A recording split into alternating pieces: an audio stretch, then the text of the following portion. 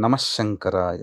మనం చూసుకున్నట్లయితే గంగా జయంతి వైశాఖ శుద్ధ సప్తమి అని అంటారు. కానీ వాస్తవానికి శివుని జటాజూటము నుంచి భగీరథుడితో వెంట వచ్చి ఈ భూమండలాన్ని, హిమాలయాల్ని స్పృశించింది అక్షయ తృతీయ రోజున. అక్షయ తృతీయ రోజున భూమి మీద ప్రవహిస్తూ జహ్ను మహాముని ఆశ్రమానికి చేరుకోవడం, ఆ జహ్ను మహాముని ఆశ్రమం ఎక్కడైతే పూర్తిగా మునిగిపోతుందనేటువంటి ఆందోళనతో పూర్తిగా పానము చేస్తాడు. అనగా గంగని పూర్తిగా మింగివేస్తాడు జహ్ను మహాముని.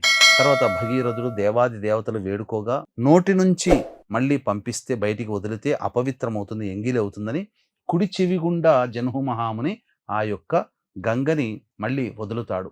అలా జహ్ను మహర్షి రూపేణ గంగా అవతారము 23వ తారీఖు ఏప్రిల్ అప్పుడు జరిగింది. కానీ అక్షయ తృతీయ రోజునే భూమి మీద గంగ మనకు స్పర్శ కలిగింది. భూమి స్పర్శ గంగకి కలిగింది. కాబట్టి మనకు అక్షయ తృతీయ రోజున మరియు గంగా సప్తమి అయినటువంటి 23వ తారీఖు ఏప్రిల్ 20వ తారీఖు మళ్ళీ 23వ తారీఖు రోజున ఖచ్చితంగా మనం గంగా స్నానం చేసే అవకాశం ఉంటే గంగా స్నానం చేయండి.